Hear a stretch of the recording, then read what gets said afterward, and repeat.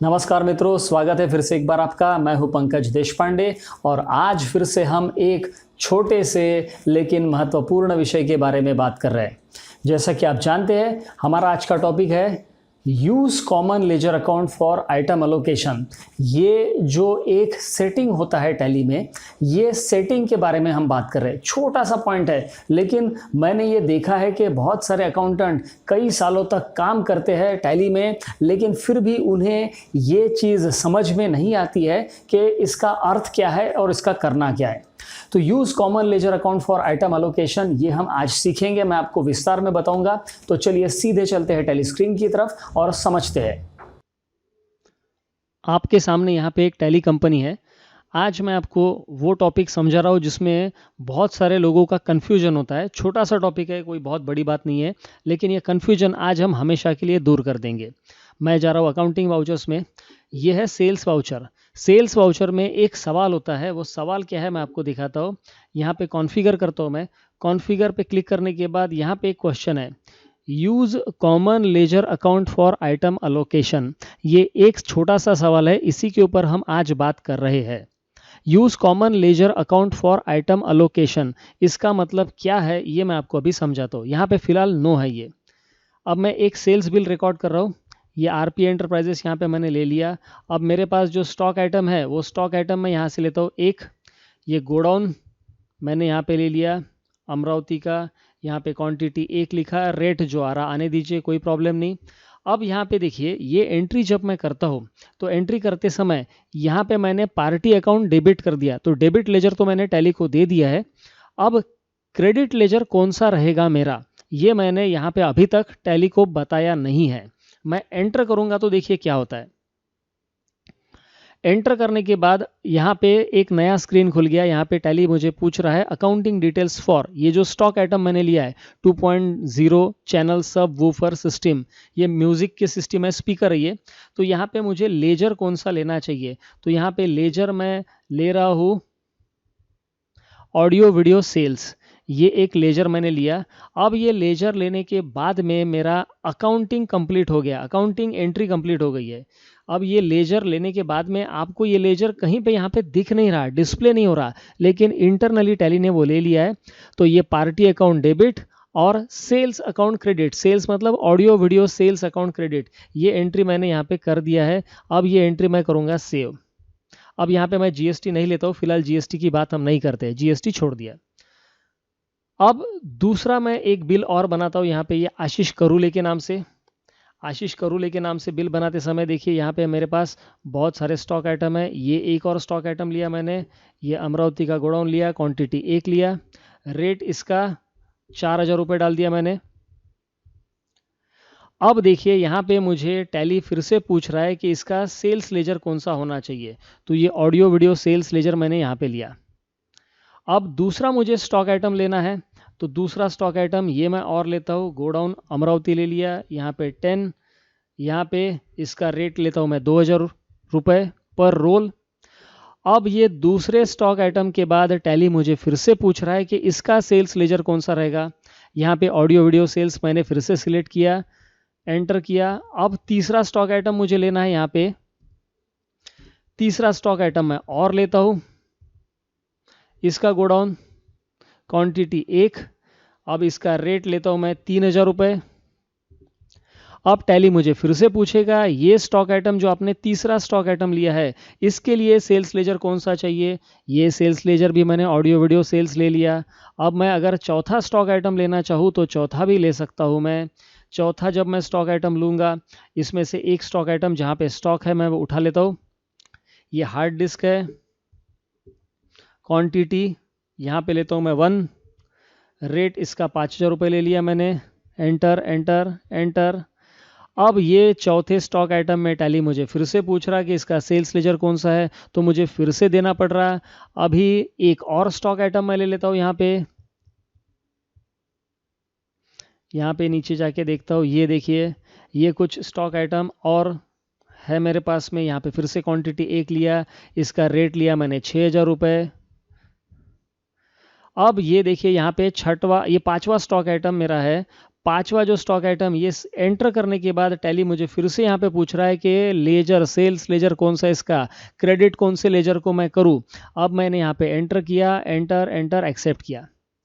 अब आपको एक तकलीफ यहाँ पे ध्यान में आ रही होगी कि वो तकलीफ ये है कि हमें जितने स्टॉक आइटम बिल में है उतनी बार सेल्स का लेजर सिलेक्ट करना पड़ रहा है। तो आपके बिल में अभी 5 स्टॉक आइटम है तो आपने 5 बार सेल्स लेजर सिलेक्ट किया।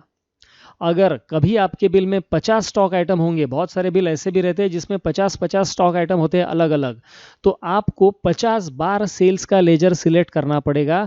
और 50 बार सेल्स का लेजर सिलेक्ट करना मतलब कितनी क्लिक्स होती है मैं आपको दिखाता हूँ।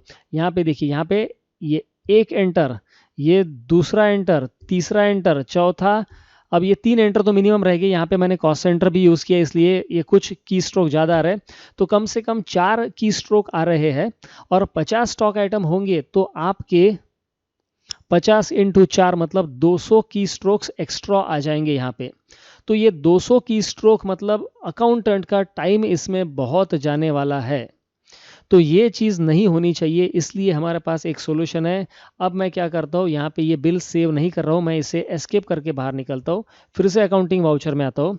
अब मुझे क्या करना है, यहाँ पे F12 करना है। F12 करने के बाद में यहाँ पे मैं जाऊँगा, यहाँ पे टैली ने मुझे एक सवाल पूछा, use common ledger account for item allocation, मैंने किया यस। अब टैली क्या करेगा मालूम है क्या, यस करके मैंने Ctrl+A कर दिया, मतलब सेव हो गया, एक्सेप्ट हो गया। अब टैली ने क्या किया, यहाँ पे देखिए ये सेल्स लेजर नाम से एक नया फील्ड ऐड कर दिया। मैं वापस आपको दिखाता हूँ, F12 कॉन्फ़िगर करता हूँ, इसे नो करता हूँ। आप यहाँ पे ध्यान रखिए, ये जो फील्ड है यहाँ पे ध्यान रखिए आप, ये पॉइंट है। अब एंटर एंटर एंटर करने के बाद यहाँ पे आपका ध्यान होना चाहिए, ये देखिए यहाँ से वो सेल्स का फील्ड गायब हो गया है। यहाँ पे सेल्स का फील्ड नहीं है, इसका मतलब टैली आपको हर स्टॉक आइटम के बाद पूछेगा इसका सेल्स लेजर कौन सा। हर स्टॉक आइटम के बाद आपको अगर टैली पूछेगा कि इसका सेल्स लेजर कौन सा है तो आपका इसमें बहुत ज़्यादा समय जाने वाला है। तो हम इसे फिक्स करके रख सकते हैं। मैं करता हूँ F12, उसके बाद यूज़ कॉमन लेजर को मैं करता हूँ यस। यस करने के बाद एंटर एंटर एंटर एंटर करके मैं कर देता हूँ एक्सेप्ट। अब यहाँ पे टैली मुझे एक ही बार पूछेगा सेल्स लेजर कौन सा, तो मैं यहाँ पे ऑडियो वीडियो सेल्स दे रहा हूँ। अब उसके बाद में मुझे यहाँ पे कितने भी स्टॉक आइटम लेना है तो कोई प्रॉब्लम नहीं है। यहाँ पे मैंने 2 रोल ले लिए। अब देखिए यहाँ पे मैं एंटर करूंगा तो ये नीचे सीधा स्टॉक आइटम के ऊपर जा रहा। अब ये मुझे सेल्स लेजर के स्क्रीन के ऊपर नहीं लेके जा रहा।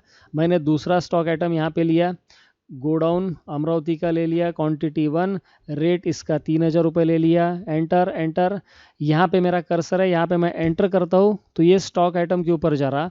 मुझे फिर से सेल्स के लेजर के बारे में ये पूछ नहीं रहा है। अब चाहे मैं कितने भी यहाँ पे स्टॉक आइटम ले लूँ, वो मुझे एक ही बार सेल्स के बारे में पूछेगा। अब आप एंट्री समझिए, अकाउंटिंग एंट्री, पार्टी अकाउंट मतलब आरपी एंटरप्राइजेस डेबिट और ऑडियो वीडियो सेल्स क्रेडिट, ये यहाँ पे एंट्री हो रही है। और नीचे हम स्टॉक आइटम के डिटेल्स यहाँ पे दे रहे हैं।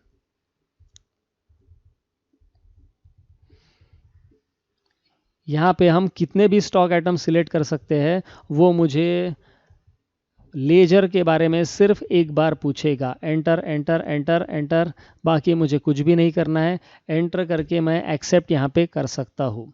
तो अभी मैं एक्सेप्ट कर रहा हूँ तो इसने देखिए यहाँ पे हर लेजर के बाद में मुझे, हर स्टॉक आइटम के बाद में, लेजर नहीं, हर स्टॉक आइटम के बाद में मुझे इसने लेजर के बारे में पूछा नहीं, क्योंकि यहाँ पे मैंने कॉमन लेजर यस किया था, यूज़ कॉमन लेजर। तो यूज़ कॉमन लेजर मतलब मैंने टैली को बोल दिया कि सेल्स के लिए एक ही लेजर यूज़ करना, अलग अलग लेजर करने की ज़रूरत नहीं है। अच्छा, अब ये सेटिंग जो है ये हमें कब यस करना है और कब नो करना है, यहाँ पे आपको दिखाता हूँ मैं। यहाँ पे फिर से मैं कर रहा हूँ F12 कॉन्फ़िगर। ये जो सेटिंग है ये हमें कब यस करना है, जब एक बिल में आपके एक ही प्रकार के स्टॉक आइटम जा रहे हैं और सेल्स लेजर आपको एक ही मेंटेन करना है। अगर आप समझो मोबाइल हैंडसेट बेच रहे हैं और मोबाइल हैंडसेट में आपका सेल्स लेजर एक ही रहने वाला है। आपके पास हो सकता है असूस का फ़ोन है, लावा का फ़ोन है, हो सकता है LG का फ़ोन है, सैमसंग का फ़ोन है, आईफोन है, जो भी होगा आप सेल्स लेजर एक ही मेंटेन करेंगे। तो फिर हमें ऐसा अलग अलग लेजर मेंटेन करने की ज़रूरत नहीं है। और तब हमारा ये येस रहेगा, यहाँ पे use common ledger account for item allocation, ये येस रहेगा हमारा। अब इसको नो कब करना है? इसको नो हम तब करेंगे जब एक ही बिल में हम अलग अलग प्रकार के आइटम बेच रहे हैं और उसके लिए हमें अलग अलग प्रकार का सेल्स लेजर चाहिए। फॉर एग्जांपल, एक ही बिल में आप लैपटॉप बेच रहे हैं, उसके साथ में सीमेंट बेच रहे हैं और उसके साथ में सोना बेच रहे हैं, एक ही बिल बन रहा आपका। तो सेल्स ऑफ लैपटॉप के लिए अलग लेजर है आपका, सेल्स ऑफ सीमेंट के लिए अलग लेजर है और सेल्स ऑफ गोल्ड के लिए अलग लेजर है। ये मैं आपको एकदम ही हाइपोथेटिकल एग्जांपल दे रहा हूँ। प्रैक्टिकली ऐसा होने की संभावना बहुत कम है, लेकिन ऐसा हो सकता है कि ओनर ये जानना चाहता है कि मेरा सेल्स अलग अलग टाइप के प्रोडक्ट का कितना कितना है। तो सेल्स ऑफ वॉशिंग मशीन अलग हो सकता है, सेल्स ऑफ लैपटॉप अलग हो सकता है, सेल्स ऑफ रेफ्रिजरेटर अलग हो सकता है। तो ये 3 लेजर आपने बनाए हैं और ये तीनों के तीनों आइटम आप एक ही बिल में सेल कर रहे हैं, ये पॉसिबल है। एक ही बिल में आप एक फ्रिज बेच रहे हैं, एक लैपटॉप बेच रहे हैं, एक वॉशिंग मशीन बेच रहे हैं, एक एयर कंडीशनर बेच रहे हैं, ये पॉसिबल है। और अगर आप चाहते हैं कि मेरा वॉशिंग मशीन का सेल कितना है ये मुझे अलग से प्रॉफिट एंड लॉस अकाउंट में दिख जाए, तो तब आपको सेल ऑफ वॉशिंग मशीन नाम से लेजर अलग बनाना पड़ेगा, सेल ऑफ लैपटॉप का लेजर अलग बनाना पड़ेगा, सेल ऑफ एयर कंडीशनर का लेजर अलग बनाना पड़ेगा।